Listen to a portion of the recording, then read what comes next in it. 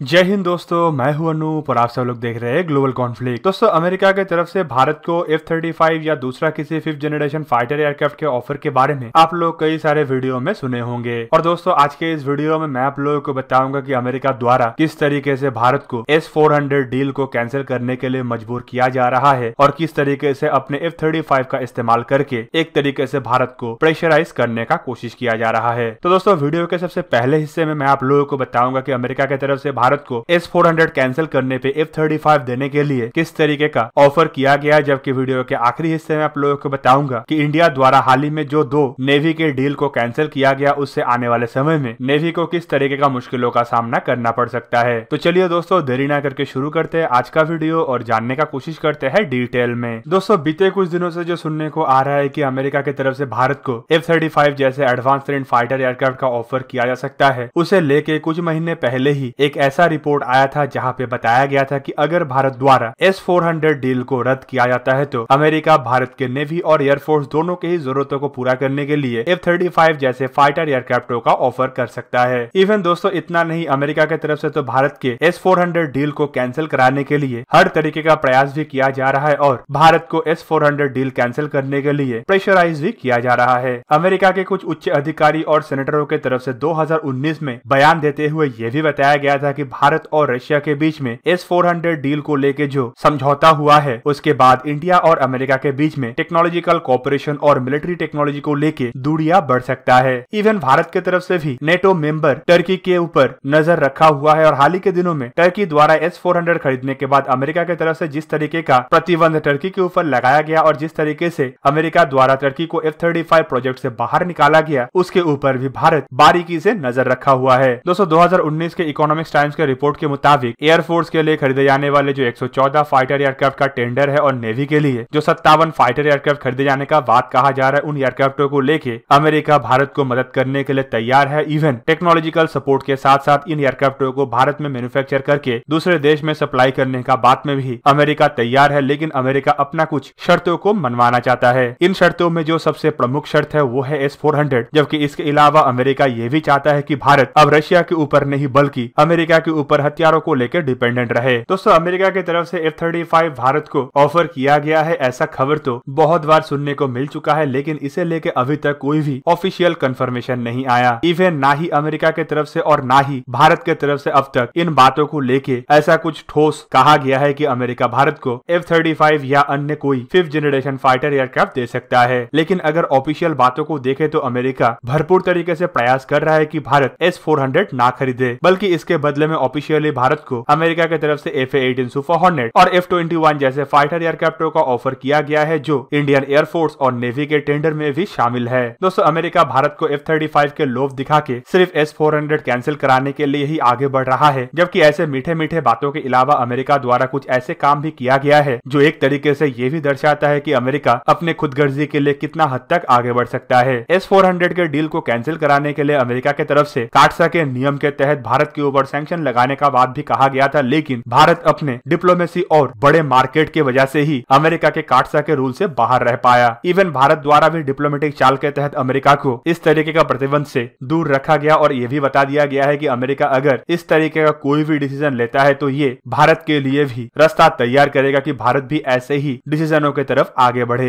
Finally America की इतने सारे प्रयास के बावजूद भारत और रशिया के बीच में S-400 को लेके समझौता भी हुआ है और अमेरिका के रोक के बावजूद भारत द्वारा रशिया को पैसे का भुगतान भी कर दिया गया है। सुनने को आ रहा है कि जल्द ही भारत को S-400 का डिलीवरी भी मिलना शुरू हो जाएगा, पर अभी भी F-35 को लेके कुछ सवाल लगातार बरकरार है। दोस्तों, S-400 के ऊपर भारत जब डट गया तब अमेरिका की तरफ से भारत को बेहतरीन ऑप्शन के तहत कुछ फाइटर एयरक्राफ्टों का ऑफर किया गया है, जिनमें कुछ अमेरिकी सेनेटरों का ये भी कहना है कि भारत को अब F-35 या कुछ अन्य 5th जनरेशन टेक्नोलॉजी देना चाहिए। इसके अलावा बोइंग के आधुनिकतम F-15 फाइटर एयरक्राफ्ट का ऑफर भी करने का बात सुना गया है, पर ऑफिशियली अब तक कभी भी F-35 को लेके अमेरिका की तरफ से ना ही कोई बयान दिया गया और ना ही भारत की तरफ से इसे लेके कोई कंफर्मेशन दिया गया है। दोस्तों, अब चलिए जानने का कोशिश करते हैं कि इंडियन नेवी की तरफ से हासिल किए जाने वाले कुछ जहाजों के टेंडर को हाल ही में जिस तरीके से कैंसिल किया गया, उससे आने वाले समय में क्या कोई मुश्किलें आ सकता है या फिर नेवी की तरफ से इसे लेके भी प्रिपरेशन किया गया है और इस कैंसिल टेंडर को फिर से री इशू किया जाएगा या नेवी इस प्रोजेक्ट की जगह में कुछ और प्रोजेक्ट के द्वारा अपने जरूरतों को पूरा करेगा। दोस्तों लगभग 2 हफ्ते में नेवी द्वारा 2 टेंडर को रद्द किया गया है। इनमें पिछले हफ्ते नेवी के तरफ से रिलायंस नेवल इंजीनियरिंग लिमिटेड को दिया गया 2,500 करोड़ रुपया का एक प्रोजेक्ट को रद्द किया गया, जिसमें नेवी को रिलायंस नेवल इंजीनियरिंग से 5 ऑफशोर पेट्रोल वेसल खरीदना था। जबकि इसी हफ्ते करीबन इससे 8 गुना बड़े आकार का और एक प्रोजेक्ट को रद्द किया गया और इसका लागत था करीबन 20,000 करोड़। दोस्तों ये प्रोजेक्ट था नेवी का फ्यूचर लैंडिंग प्लेटफॉर्म डॉक या फिर हेलीकॉप्टर कैरियर। इस प्रोजेक्ट के तहत नेवी को 4 ऐसे जहाज मिलने वाला था जो हेलीकॉप्टर कैरियर और लैंडिंग प्लेटफॉर्म डॉक दोनों का ही काम निभा पाएगा। दोस्तों रिलायंस कंपनी को इन जहाजों को बनाने के लिए जो ऑफर दिया गया था उसमें हाल ही के दिनों में कुछ बजट को लेके इशू आया था और दोस्तों रिलायंस कंपनी को दिया गया ये डील कैंसिल होने वाला है, इसका भनक पहले ही लग चुका था। दोस्तों जब ये डील कैंसिल होने का संभावनाएं बढ़ने लगा तो करीब करीब 12 कंपनियों द्वारा इस डील को हासिल करने के लिए या फिर डील को ओवरटेक करने के लिए प्रयास चलाया गया, जिनमें पुराने कुछ टेंडर में शामिल हुए कंपनी भी शामिल है। पर आखिरकार नेवी की तरफ से जब पूरा का पूरा